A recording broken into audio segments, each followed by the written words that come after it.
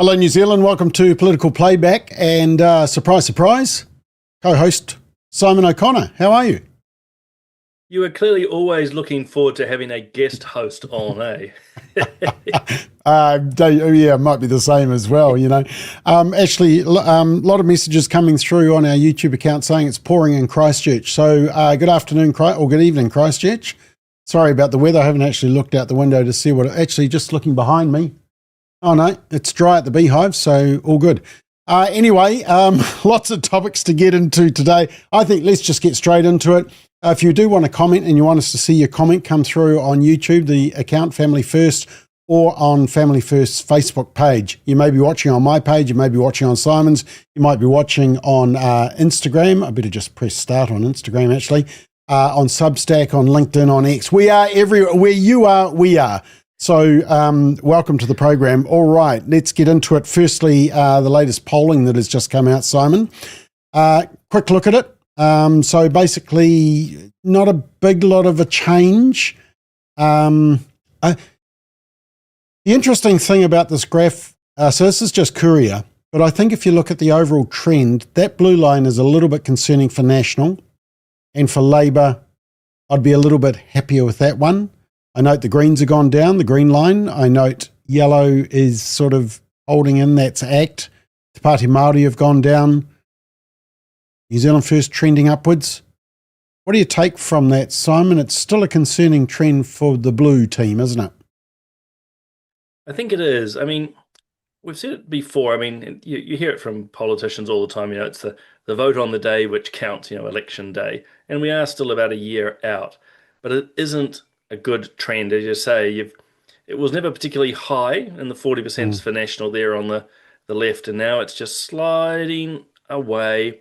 And from what I can see, just National is not holding on to its voters. Some are undoubtedly going to Labour, not huge amounts. We're only talking 1 or 2%. Some clearly slipping away to smaller parties, although at the same time, Labour's win, if you will, I'd say looks like it's coming at the cost of the Greens. So yeah. Probably the last observation really quickly, Bob, is ultimately actually on these numbers, the centre-right still gets to form government, but the power shifts a lot more to New Zealand First and ACT. As you can see, was it 39 to 42 between the major parties? And look, there is a massive assumption being made in this graph because they're assuming that the Māori Party get all 6 seats. And, well, we'll come back to that topic shortly. But I think the summary when we were discussing this was that National are going to really rely on ACT and New Zealand First. But so that may be okay, but Labour really has to rely on the Greens and Te Pāti Māori, who are going through some major grief at the moment. So I don't know. I think I'd rather be the blue team than the red team just at the moment, just knowing who my mates are. Yeah, look, I think strategically National's in a more stable position. The argument at the election next year, what National and the other centre-right parties or right-leaning parties will say is you can't trust Labour because of the Greens and certainly of Te Pāti Māori if they even exist by then. I mean, ultimately, the Māori Party is fracturing along tribal lines, which, to be blunt with you, is no surprise. Okay, just 2 other quick things to look at. The preferred Prime Minister, basically Luxon and Hipkins level running, bit of an improvement for Luxon, so that's interesting. What I did find interesting is that Peters is, actually it wasn't this graph. Sorry, let me show you the next graph. Net favourability. So this is positive view versus negative view. And what I find interesting is that all the politicians are in the negative, so they're more unfavoured than favoured. But look at that purple line. That's Winston Peters. He's moved into the positive. So Hipkins has moved into the slight negative. Peters is seen in a positive light. Is that just because he's one of the few that seems to be talking a bit of common sense, not putting up with nonsense? And I mean, even on issues that people may disagree with him, he seems to be coming across okay, more political, not getting down to the silly stuff. What do you reckon? I think that's a big part of it. I suspect a lot of people won't agree with his views. Obviously, some Mm, will, but in a way, Winston's refreshing because he just says what he wants. He's sort of mm. like the grumpy old uncle at Christmas, but you know what he thinks. Yeah. And it's probably also helped in stark contrast that people still do remember a bit about Hipkins and what he did when he was Mm. Prime Minister or Minister of Health. But he's a bit boring, doesn't come across as particularly charismatic. In fact, he comes No. across as looking quite grumpy himself and tired. Yeah. And Luxon, as we know, is just not connecting with voters. He's got a slight bump, I would say, after his international trip and meeting Trump. That there's usually a little bit of a bump, but I think Winston is quite the contrast to those two. And I think New Zealanders go, at least we know, what Winnie's thinking. Yeah, I mean, Luxon, as you can see, he's just constantly in the negative in terms of favourability, but at the same time, sort of in the last, what is that, since Christmas, it's when National Party has levelled off. They've dropped over 2023, it's 2024. This year, they've levelled off. I still think that the more Labour have to talk and come out with policy, the more of a struggle they're going to have. Did they get a bump from the capital gains tax? Possibly. So, Possibly, but although I think they articulated it so badly. awkwardly. Yeah, it's not clear. Look, the other thing, Bob, is it's easy for people to flirt with Labour or Greens or to Pāti Māori at the moment. It costs you nothing.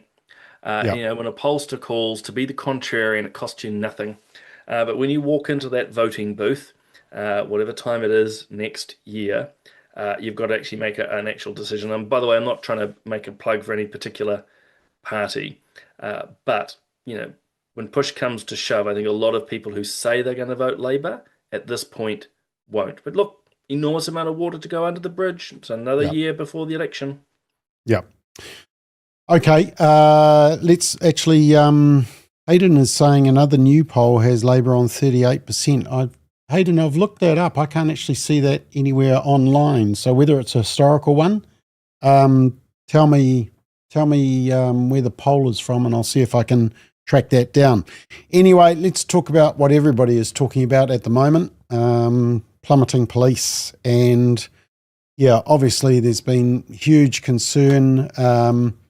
So basically, the police dismissed this sex complaint against a top cop that was already disgraced, and then the police charged the woman. There seems to be a whole lot of factors to this, including the fact that the current police commissioner and the Minister of Police were kept in the dark about it. I actually thought Audrey Young's commentary was very good, and see, Andrew Costa has now been drawn into the whole thing, who was the previous police commissioner. And look, her byline there is one that I know that we always repeat to each other, that it takes years to build trust, but it just takes one case to destroy it. Louise Nicholas, that case, and that, it was Howard Broad, wasn't it? The police commissioner at that time. I think it was at the time, yeah, had huge effect on trust in the police 30 years ago. Sort of feels like they've rebuilt trust. In fact, I saw an interview with Louise Nicholas where she said, look, there has been an improvement. People are trusting the police more, but now they've taken another step back because of what's happened at the hierarchy. So look, there's probably a couple of aspects that I'm keen to ask you about. Firstly, just your overall opinion. I'm keen to ask you also about how much of this is pushed back on Jacinda Ardern, who appointed these leaders in the police, and Chris Hipkins, and also this harmful Digital Communications Act. When you can't get action, you start peppering people with emails, and then you end up getting prosecuted. Is that what the act is about? So let's just start with the overall. What's your overall take on this, Simon? It's a pretty dark day, isn't it? Or dark week. Yeah, I think so. Look, horrid, appalling, awful. It's unfortunately quite a senior rot. We obviously have the appalling behaviour of now the former disgraced deputy police commissioner Javon McSkimming. So he was the one to the back of the vehicle in that picture. He was actually being touted to be the new commissioner. So he, first and foremost, is being charged and I think found guilty of that's the one Mm. of just the most vile, objectionable Mm. behavior. So that was bad enough. But as you know, as we all know, in the last 48 hours, basically, Mm. a number of those people, in fact, the people behind him in that picture, basically are very, very senior police officers, or were, including the commissioner, that worked to protect him from basically a woman he had an affair with, who's clearly Mm. scorned and angry, and has made a number of complaints about his behaviour. And the long and the short, as we know, they chose not to investigate her claims. They instead put her through harmful digital communications and hid that Mm. information. You're meant to have what they call a no surprises policy with your minister. It looks like the Minister of Police, multiple ministers of police, were not told. Emails that were going to their offices were diverted. It's just really bad. And the fact that Mm. it's senior police commanders, and that's pretty much, obviously there's tons we could talk on here, but it's a kick in the guts to the ordinary officers on the beat, or just in the back offices. That not only is this a scandal, it's the opposite of what policing is meant to be, but they've Mm. been badly let down. I mean, society has, but these police officers, the ones that we look to, have been let down by their own commanders. So, Mm. yeah, as you say, dark times. Okay, and look, I was reading a summary. The bad cops were obviously the deputy commissioner, but also Andrew Costa, the former commissioner, has been dragged into it. The other deputy commissioner, Tanya Kura. So basically, you've got bad judgment, and also in that image is another deputy commissioner and two assistant commissioners. It's kind of like it's not the blokes club because it's not just blokes, but it's kind of this group at the top have protected and then gone after the complainant, and the complainant has just got desperate. So talk us through the Harmful Digital Communications Act. Were you in Parliament when that was pushed through? I was. It's something I had to vote for, and I didn't want to vote for. I think it was Amy Adams was the minister at the time. So it was the Mm. John Key government. I think Amy was the Minister of Justice and put forward Mm. this Harmful Digital Communications Act. Look, it was put forward as, well, sort of what it says on the tin, that if there is harmful digital communication. So think about people who are doxing people online or just constantly vexatiously abusing you. Mm. You could deploy this act. But I think a number of us, clearly not enough because it went through the caucus and therefore the caucus voted for it. But myself included were going, what is harm? Who gets to define what is harmful? And you could sort of see that there would be problems ahead. I better be clear with viewers. Mm. Didn't see these particular problems, but you could see that harmful as a concept would get stretched and good people would get caught. And we've got a situation here.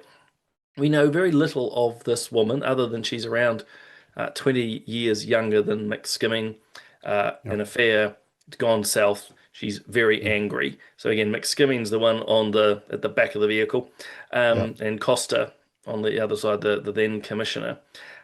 She's angry. Now, Mm. clearly, the police feel there's enough reasons to prosecute, and it'll be interesting to see what those details are. But that's awful in and of itself. And police, by the way, Bob, is still prosecuting her under the Yeah. Harmful Digital Communications Act, not for her emails to McSkimming, but now to another investigating officer. Police are doubling down on that. Yeah. But you also have the case of a journalist, Portia Mao, a friend of mine who writes about the Chinese Communist Party, and she was hauled to the court effectively by a CCP thug here in New Zealand that used the harmful digital communication to shut her down, a journalist. And those are only two cases. What was the original argument for the act? It was basically was it to protect violent threats, or was it more about protecting children? All of the above. So certainly children who are receiving, Mm. sextortion type Yeah. messages, people who are sending effectively death or suicidal Yeah. suggestions to anybody. Again, you can think of terrible situations where you would like some sort of protection. But the way that the Harmful Digital Communications Act was written, it was just far too broad.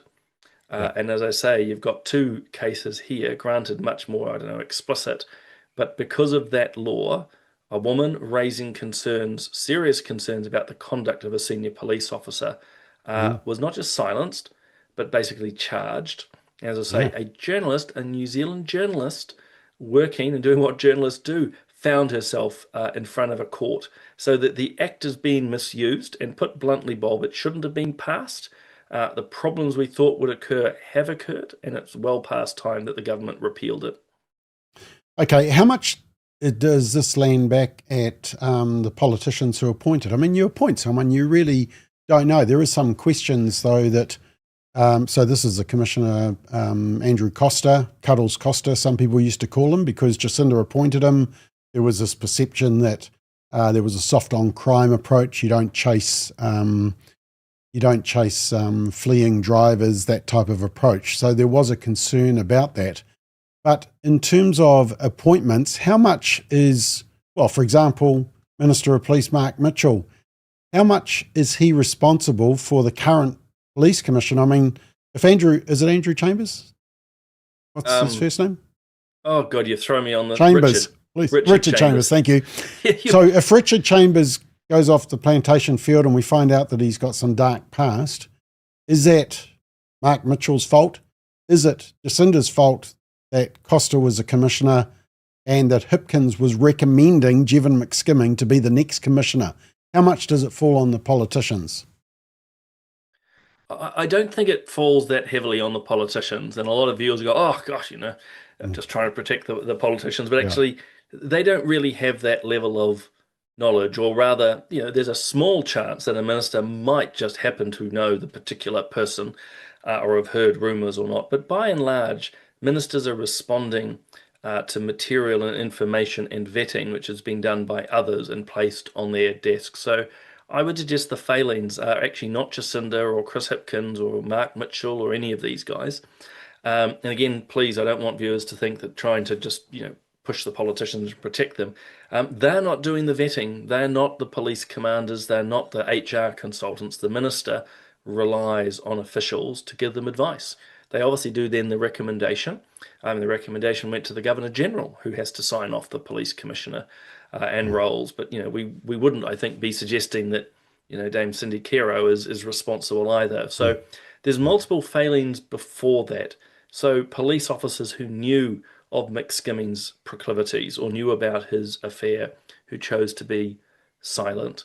Those doing vetting around his records, who I'm sure must have come across things and went silent. It's clear from that report that's just come out from the Public Service Commission that Andrew Costa knew, particularly around the affair and the fact that he had used his position to hire his now former lover, and all of that was just put to the side. And personally, Bob, I think it's unreasonable to think that a minister, including Jacinda, would know these things. And the last thing, and actually kudos to media today, these guys and girls are vetted by our SIS, our Security Intelligence Service. You have to now ask questions about them, of how good their vetting is, that they didn't pick up on any of this stuff.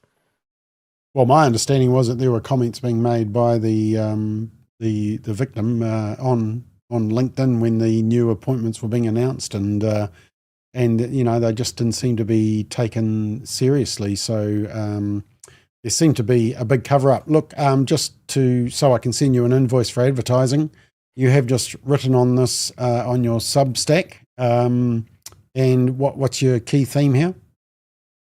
I think the key thing is to stress, well, two things. One, this is some senior commanders. I don't think we should be tarring all police with this, but still acknowledging there's major trust issues. And the other, and it might sound strange to people, but we shouldn't expect our police to be angels. We don't want them to be rogues, but they're very human, just like us. They're flawed and broken, which is why actually we need better processes and to hold them to account. But to think that every police man and woman is going to be perfect and an angels is unreasonable. And so that's the basic thing. But thanks for the shout out. Yep. Could you just answer this question from Nancy Margaret? His policy was to police by consent. What do you mean? Well, what Costa was meaning was that basically you just need to work with the different groups in the community and get them to buy in to the nature of being policed. Now, that might be okay for the team at Family First. We would agree to sit with the police and go, we're not going to break the law, because we don't. But, when you're dealing with the criminal gangs we have in New Zealand, I think it was highly optimistic of Costa and mates to think they could get their consent to be policed. But, that's something I definitely put back into the political arena. Jacinda and Hipkins, I think, are putting the wrong people into senior positions, but I better Yeah. be clear that's not because of any knowledge of these scandals, nor would they. It was more their approach to policing and how they were handling crime. Okay, and Murray says, very sobering, but when Costa says his finest moment was cleaning out the public from the parliament during the mandate protest, you have to wonder, I don't think he won any friends with that. It was a no-win situation for both sides, and so relitigating it probably didn't help. Right now, you've done your advertising. I do just want to basically tell people what I've just talked about. I took one for the team and went to Jacinda's Prime Minister movie. And that was a difficult taking one for the team, but did a review of it. Over the weekend, as I was flying to and from a family wedding in Fiji, which was, really tough ask, but, I took one for the team going to Fiji. I got the chance to read this unauthorised biography of Jacinda, The Untold Stories, David Cohen. And David Cohen, he admits that he voted for Jacinda in 2020. He wasn't, felt that he had a lot to give and had done well, but then had buyer's regret. But he's gone out and he's got this amazing array of commentators from as far left as Sue Bradford and Byron C. Clark to people on the right and in the middle as well. Our mates Rodney Hyde and Peter Williams have been interviewed. And look, I just highly recommend it because I found that it gave credit where credit's due. You may disagree with that credit, but it praised Jacinda where some people were praising her, but it also was honest enough to deal with some of the issues. It wasn't the movie and her book, Different Kind of Power, were a love fest. This book is not a hate fest. It's a balanced analysis, and I think it's an honest conversation. And I'd highly recommend it. It comes out of The Centrist. So there we are. There's my little blurb. Now, I do just want to go back. Hayden was right. New poll on Stuff. So this is the post one, Talbot Mills. And basically, Labour has gone up 3. Nationals, so Labour's on 3 at 38%, up 3. Nationals up 4 to 33%. Greens are down 1. New Zealand First has taken a bit of a hit, down 4. ACT down 1, and Pati Maori obviously down 1. But it basically means that if Te Pāti Māori won at least one electorate seat, the left would just get in 61 seats. It's interesting, they've asked a poll question on the Stuff website. Would Labour partnering with Te Pāti Māori make you reconsider voting for them? 40% said yes currently, but that's not a scientific poll. But 40% would reconsider their vote for Labour. You don't know if they were going to vote for them in the first place anyway. But anyway, interesting days. All right. What did we get up to? Plummeting. We're talking about plummeting. So we've done plummeting police trust, plummeting polls, plummeting media trust. This BBC issue has been fascinating. What's your, just before I just remind people about the clips, what's your takeaway from all of this as you've observed what's been going on in the last week? Any of it surprised you? Not really. Again, a bit like the police stuff. You don't expect the specifics, but and have seen the BBC decline over the last decade or so, whether it's Israel-Gaza, whether it's gender issues, climate change, you name it. And of course, the Trump, they are full of the Trump derangement syndrome.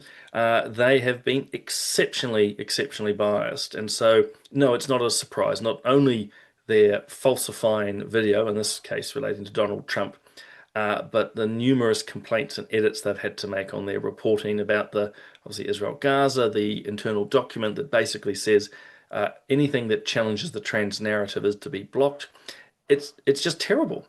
But at the same time, I think it's symbolic, unfortunately, of mainstream media in general, because a lot of it's echoed here in New Zealand, either directly or in different ways. A lot of our mainstream media, Bob, I think, operate in a very similar manner. So it's exceptionally disappointing. And then the third point, which I know you've picked up on as well, is gaslighting the public. This media, be it the BBC or here in New Zealand, still don't realise they are the problem. Yeah. Yeah, One News published this piece yesterday morning, and basically they said that there's pressure on public broadcasters. You would think the pressure was for them to be not biased, to report the news and not push their narrative and their opinion. No, it was because of the pressure of conservatives on public broadcaster that was part of the problem. I mean, that was gaslight, just tone deaf. I just thought it was incredible that they pushed that. And I think I've seen the BBC starting to push back now and say, actually, it was just what was the wording? It was like a bad curry. It was a bad edit, got a bit of food poisoning or something. That wasn't a bad edit. That was a deliberate manipulation to push a narrative. Look, just to remind people of what actually happened, let me show you the clip. You may not have seen it. I don't know how you haven't, but, maybe you don't watch the news. It's okay. We'll take it for the team. But let me just show you. So the first clip is what Trump was presented as saying, and then you'll see what he actually said. We're going to walk down to the Capitol, and I'll be there with you, and we fight. We fight like hell. And if you don't fight like hell, you're not going to have a country anymore. We're going to walk down to the Capitol, and we're going to cheer on our brave senators and congressmen and women. And we fight. We fight like hell. And if you don't fight like hell, you're not going to have a country anymore. It still amazes me that it was so blatant, but what they're trying to do is, and I've read the whole speech, and, he actually talks about going down peacefully, to cheer on the senators that were being brave and the senators who were fighting for what was right. And he talks about fighting the media and all that. So the fighting was way down the speech. 52 minutes later? However, as we just happened to find out, TV1 and News Hub were doing the same thing. This is TV1. Welcome the 45th President of the United States of America. A desperate bid to hold onto power. We're going to walk down to the Capitol. This call sparking the deadly insurrection at the heart of America's democracy. Okay, well, that was a pretty blatant little cut there. Not a minor edit. This was News Hub on the actual night of January the 6th. We're going to walk down to the Capitol because you'll never take back our country with weakness. You have. Okay, blatant splice and then association with the violence. TVNZ tried to apologise. We'll see if you accept this apology, Simon. Poki mai anō, welcome back. The Director General of the BBC and the CEO of BBC News have both resigned after a week of criticism and allegations of editorial mistakes by the British broadcaster. Last week, a leaked internal report suggested an edition of its current affairs programme Panorama had selectively edited a speech by President Trump. One News is affiliated to BBC News, and while we regularly run their news stories, TVNZ has not broadcast the current affairs Panorama documentary at the centre of the saga in whole or in part. So they didn't broadcast the documentary that did the splice. They didn't need to. They did their own splicing. I mean, I thought that was just a shocking presentation then. I thought One News couldn't get any worse. Well, it's people speaking in half-truth. So, technically he's right. They didn't run that exact piece. But as you showed, they ran another piece which sort of has the same view. Look, it's just completely crooked. The BBC in particular, I think, in my little mind, I can make a distinction between the crude cutting that TVNZ did and the exceptionally explicit production of the BBC. But again, totally crooked. But what it illustrates, Bob, is the moral certainty that those reporters have in newsrooms, be it here in New Zealand or in the UK, because the thought process is actually pretty simple. They went, we don't like Trump, we don't like conservatives, and so it doesn't matter how we cut or edit these programs. We are right to oppose him, and therefore we are right, this is the BBC's thinking, to do whatever it takes to show that we're right and that he's a bad man. That's how they start their thought process. That's how they justify what they're doing. We would never do that, but they go, Trump's wrong, we're right, and therefore we're allowed to do whatever we want to make him look bad, including misdirecting his speeches. It's just an absolute shocker. And personally, I think more than just the head of the corporation, the BBC, and the head of news needs to go, because both of them, as they're leaving, are saying they basically don't regret anything. No. Okay, I was interested. One News also had this. So they've got this new program with the ex-presenters of Sunday program, which I regularly critiqued for bias. But they're now doing this thing called The Elephant or something, The Elephant in the Room. And they're going on about the fact that there's a border crackdown and that Kiwis aren't going to New Zealand, Kiwis aren't going to the States anymore because they're going to get locked up at the border. Have you actually heard of anybody going through any extra rigmarole going through the border, entering the States? There were a couple of stories actually a few months ago. There was a young woman I remember talking about. I think she actually ended up being deported. So the short answer is yes. But in the background of those stories, there are actually issues, people on the wrong visas, or there has been a mix-up. Yeah. But what the elephant's doing here is, again, look, the Trump derangement syndrome. They don't like Trump at all, or his administration, or the Republicans.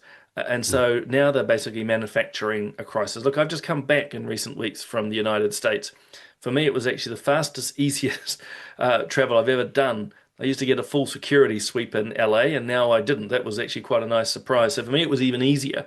There really isn't a problem unless you've done something illegal or an illegal migrant. So I just think the elephant is just doing a beat up, basically. Yeah.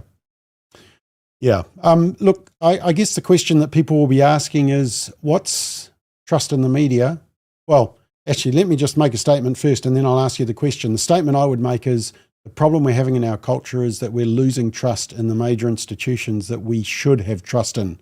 Police, media, and at a certain level, politicians. We don't trust necessarily what they're saying. The question I have for you is, people may be saying, well, what's trust in the media got to do with political playback? How does trust in the media affect what we're fighting for in terms of public policy and what we want politicians to do in terms of good family strengthening policy? Yeah, I mean, strictly the media is meant to be your fourth estate, to actually sit alongside power, sit alongside the parliament and the ministers and critique, amongst other things too, to entertain us and so on. But actually, particularly in the political realm or the policy realm, the media are meant to actually critique and hold and to become a vehicle for different opinions, a robust discussion on things. But what we're seeing has a numerous array of problems. The first is, again, they are misreporting. They're actually creating fake news. So, whenever you see any New Zealand journalist prattling on about misinformation or fake news, they're really projecting, because they are the biggest purveyors of it, unfortunately. In terms of our space, they're a censorious group. Mainstream media don't allow conservative voices, by and large, to be heard. And you've heard me bang this drum a lot. But, you don't get published. Family first comments don't get published, by and large. If we write op-eds, they don't get published. You don't get interviews. And the mainstream media, which is why, you and I know we're now on the platform, or RCR or REMA, obviously what we're doing here.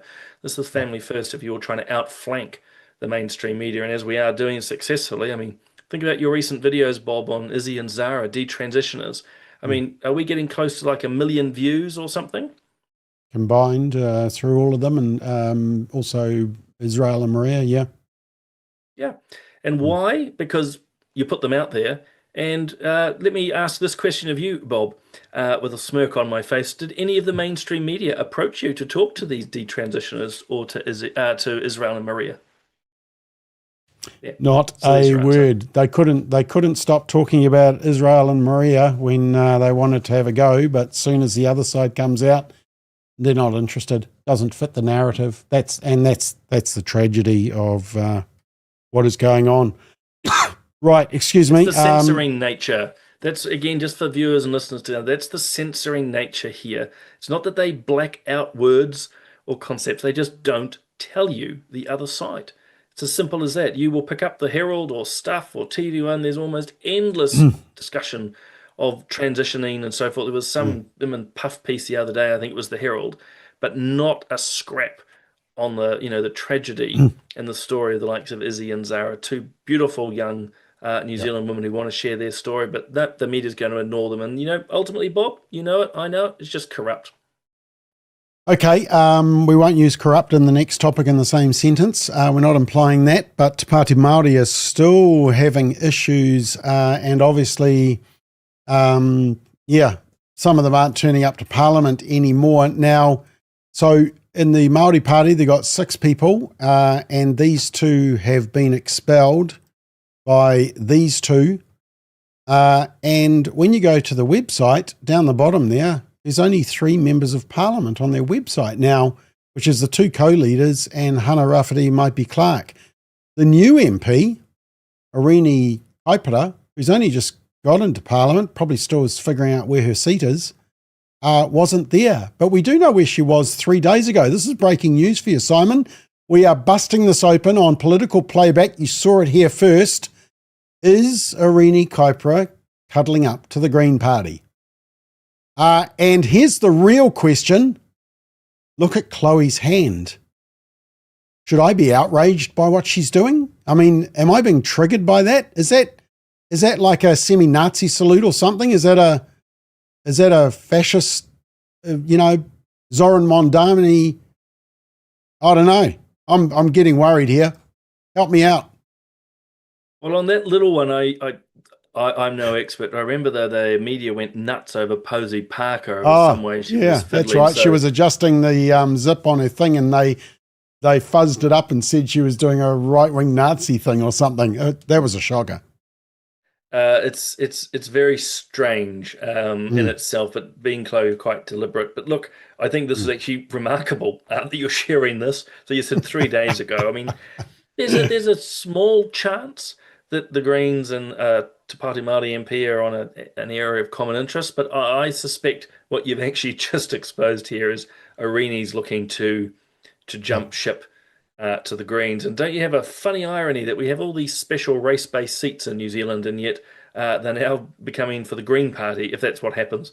The other thing I'd quickly comment, Irini is basically only just turned up at Parliament. It's a small possibility, Bob, that Te Pāti Māori haven't even had a chance to put her face up on the webpage, but it's clearly not just plummeting, it's imploding. Okay. I mean, are these 2 even turning up? I hear their new officers are in the select committee rooms or something, so they've turned a select committee into, I mean, it's pretty embarrassing when you've got 6 MPs and 3 of them, and yeah, it's not a good look. I mean, you'd love to be a fly on the wall, wouldn't you? You would, but I mean, this doesn't surprise me. The Te Pāti Māori are both revolutionary and tribal. And so, yeah, they're going to start splitting. Again, this is tribalism. None of us should be surprised. And I don't mean they're just breaking down in terms of their whakapapa or iwi, but it's their little sectors. Again, it's very tribal. And, they've spent a lot of time focused on what they deem the colonial group, but they've eventually just turned on themselves at one level. I think it's hilarious. But the other thing quickly, Bob, is this has massive repercussions. You've just touched on, the Parliament, believe it or not, the MPs are all squeezed into Parliament like sardine cans. There's no spare space. And people go, well, too bad. But, regardless of that, when these guys defected, they can't be in the same corridors as Te Pāti Māori, and they wouldn't want to be at the National Party or ACT, so new space has to be found. The nature of speeches, when speeches are and are not given in Parliament, what are the proportion of speeches handed out? Everything changes. So, not the end of the world, but I will point out this too, that if Irini goes to the Greens, that will change the proportionality of Parliament, which brings the waka jumping dynamics back into play, because if people like Irini and others just go independent but keep voting as they would have at the Māori Party, that's one thing. Yeah. But moving across to a different party, so look, we'll see. But I think fascinating. I'm quite taken that you've shared that. Yeah, well, if anybody can tell me what that is, because I'm just wondering whether to be triggered and to, report that as some far left disturbance. Maybe it's far right. Maybe it's a tradwife sign. I don't know. Anyway, we will. Maybe she's been a far right spy all along. The Disinformation Project, I'm sure. All right. Something good to read in the New Zealand Herald yesterday was an op-ed It was by Mary Ann Spurtle from the Maxim Institute, and it was talking about the potential expansion of the end-of-life choice bill. The ACT Party are obsessed with euthanasia. A pity they're not obsessed with palliative care. But very good article, wasn't it? Oh, I thought it was great. Look, Marianne's done some excellent work, not just with this op-ed, but in general. So as you say, it's through the Maxim Institute, alongside what we do at Family First. Go and see what they're writing about. But no, kudos to Marianne, not only for writing it, but getting it in the paper. Isn't that something? I know. I mean, yeah. Have you had any articles in the newspaper recently? I actually have. I was in the Otago Daily Times recently, actually, around the euthanasia issue and around choice. Obviously, last week, granted it's not New Zealand, spoke to the House of Lords, and granted it was over a year ago, but believe it or not, was on Q&A with Jack Tame, again talking into this area. I mean, we have a wide range of issues in Family First, but one of these days it'd be nice not to be talking about death. Okay, let's talk about the Marsden Fund. The Marsden Fund is, well, actually, can you just background the Marsden Fund? Do you know much about the background?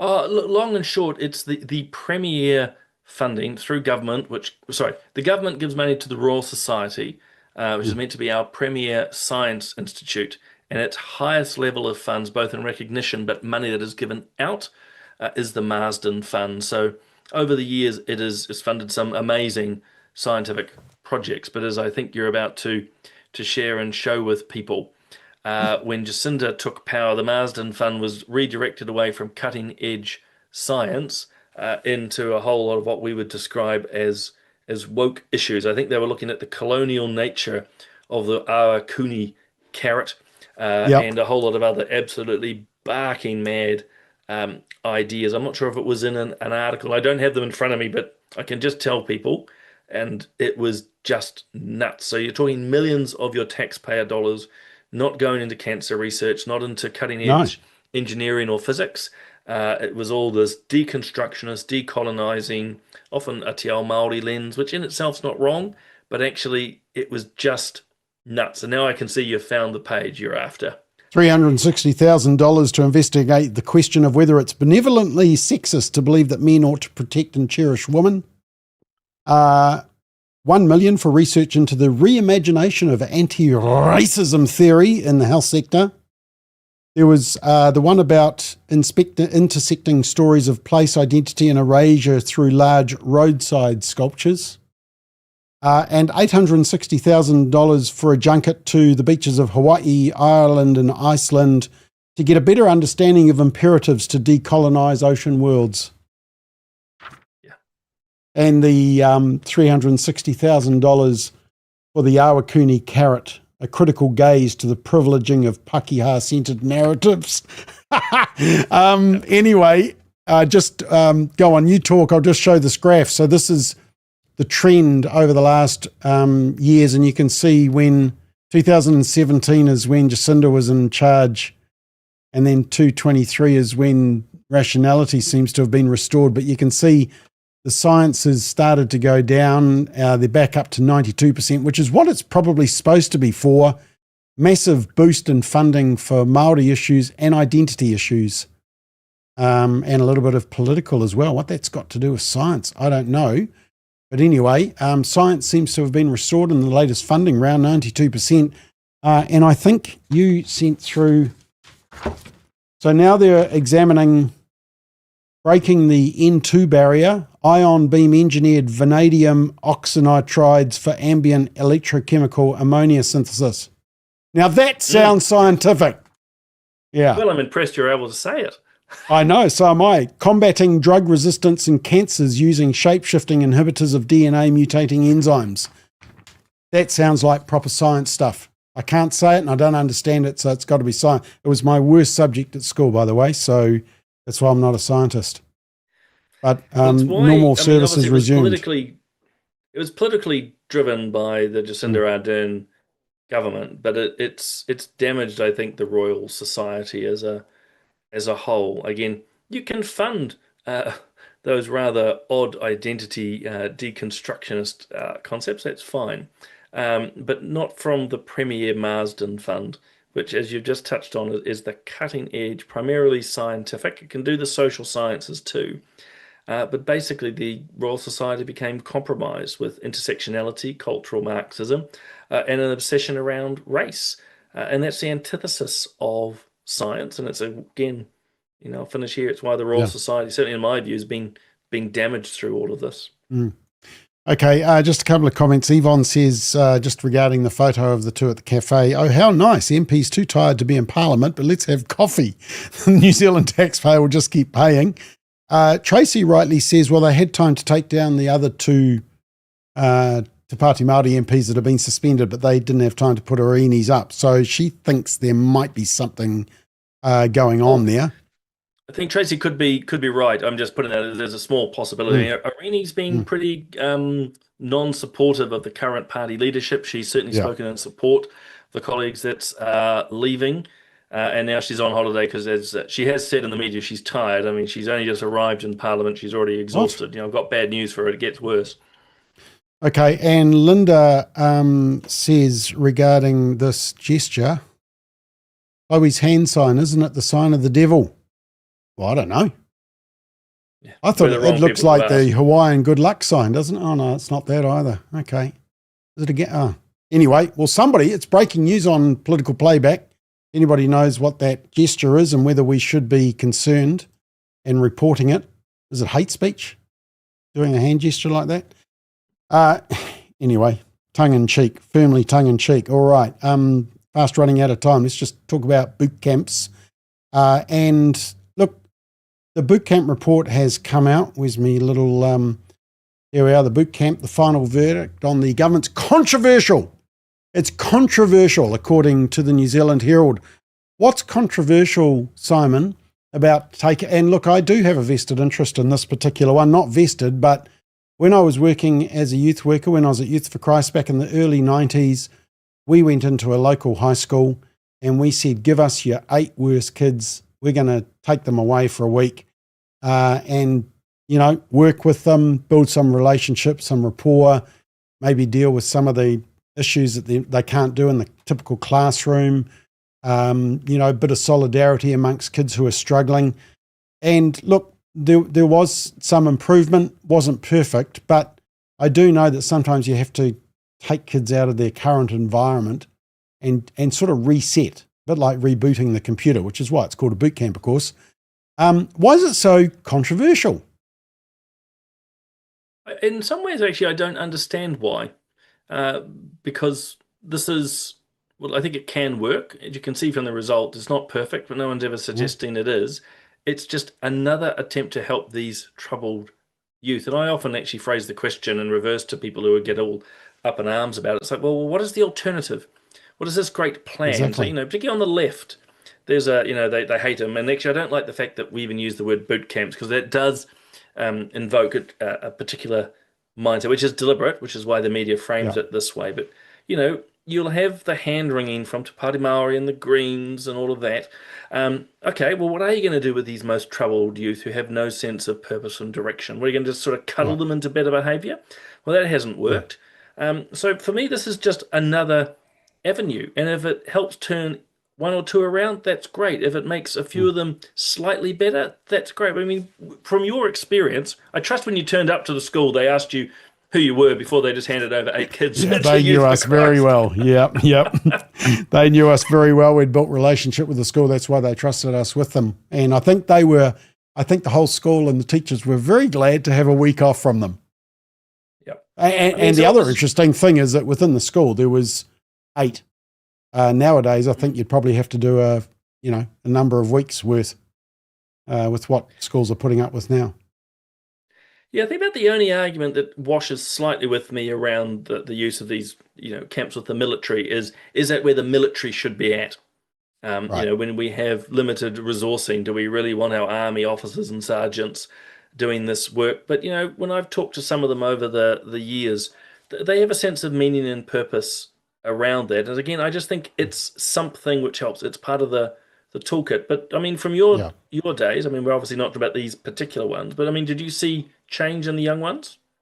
Oh, absolutely. But the thing was that for some there was positive change, and there was relationship built so that you could have that ongoing care. And I noticed in the report that it said that it was 3 months in the boot camp, and then it was 9 months quite intensive follow-up. So I thought that sounds very familiar.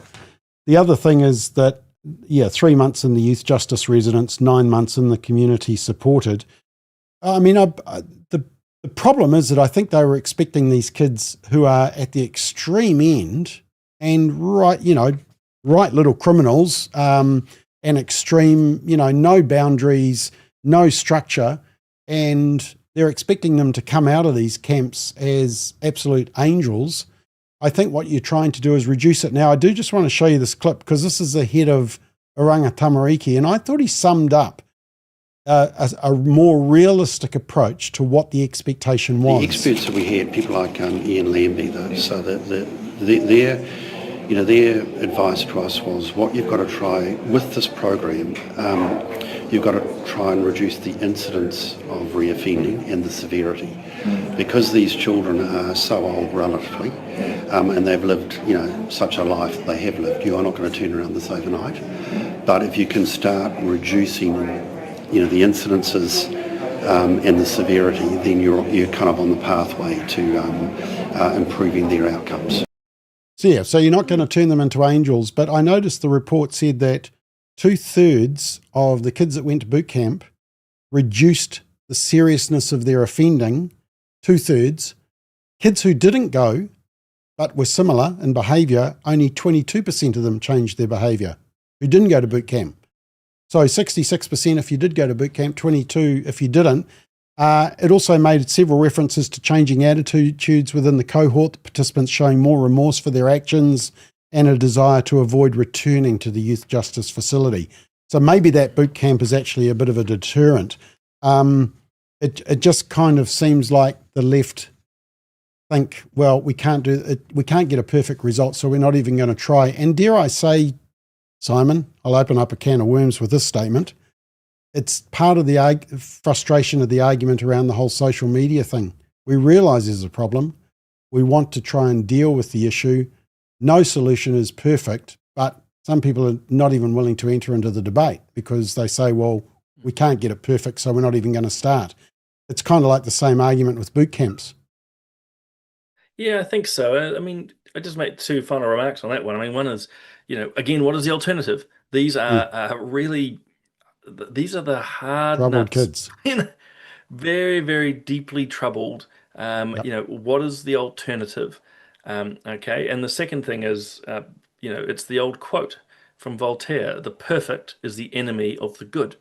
And so if boot camps do even just a little bit of good, then why wouldn't we? And that's our same argument around the under 16s and sort of app store controls, and even if we can try to get age estimation, it's like, well, actually we have to do something. Throwing up our hands and just saying, well, it's up to the parents, and also, what's going to lead to massive government overreach, I think is far too simplistic. And again, I just encourage people to jump onto the Family First website. We've written articles, we've done podcasts with people around this, and just, enter the discussion, and of course, discuss and debate with us. Yep. Now, comment of the day, and a lot of people are laughing online about it, so I need to show it. It was when you were talking about the fact that is this a good use of our military's time? And Yvonne says, well, it makes a change from running ships onto reefs. Very good, Yvonne. There we are. There we go. Now, just on a lighter... No one's been held to account yet on that. No one's been waiting on that. We've a sixth of our fleet, our naval fleet, run into a reef, and no one's been held to account. Accountability, Simon. That is so yesterday. Right, let's just finish on a light note. And I just wanted to touch on... Wanted to use the word puerile. What I saw on the... Well, I did look up puerile to make sure I had the right word, and it was correct. So I looked on the Labour Party. I'm following the Labour Party and the National Party's Facebook pages. And on the Labour Party's Facebook page, they had this clip. Stick your tongue out if National lied about Labour policies today. Yeah. So that's their post. Actually, there's been a few just as bad ones since then. It's kind of like preschoolers running the Labour Party Facebook page. there's two cringy aspects to this. First is it's not AI generated, so they seem to have grabbed a clip of Christopher Luxon actually doing that in front of a camera, which is kind of weird. But this American voice and just the message of it, let me show you it again. Stick your tongue out if National lied about Labour policies today. Okay. Christopher Luxon does like being on TikTok. I had a look at his TikTok account to see if I could find the original of this. There was a lot that he was on. Social media team seems to think it's the place to be for him. I'm not quite sure, but is this the level of politicking we're going to get to? And should I actually just find a hut in the middle of nowhere for the whole of 2026? Probably a good idea. Actually, find another family wedding back in Fiji. Yeah, look, I think puerile is a good word for it. Look, I've got no time for this sort of TikTok approach, both because I find pouting and sticking your tongue out and trying to recreate the latest whatever fad on TikTok, particularly when you're an adult, I think just looks stupid. And I think, the Prime Minister's taking the wrong advice here. But I think the second part, whether it's Labour then picking up on it and doing its little AI voice and so forth, it's not reflecting well in the poll overall. I suppose you could try to make an argument that Labour's picked up the votes because of it, but I doubt it. I don't think the young people find this particularly useful and engaging. I think it makes the Prime Minister and, if there's the equivalence from Labour, look stupid.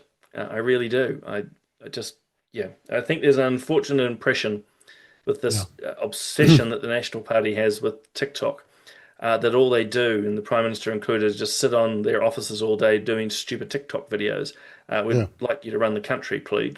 Labour's taking the opportunity to run with it, but even theirs, again, it's just cheap and simple, and I don't think it's effective. Well, I think it makes Labour look puerile as well. Stick your tongue out if National lied about Labour policies today. Okay, I thought this comment was good. Anna says, harmful digital act against Labour. That's probably right. We could use that act to good purpose. So, right, everybody has got some very funny comments today. Anyway, we are well out of time. Thank you, Simon. We will be back. I've got daybreak tomorrow morning, and there will be what's it called on Monday night? I've gone to fudge now. See, it's just gone over time. Thank you, Straight Talk. And anyway, thank you for watching, and thank you, Simon. Everybody, have a great night.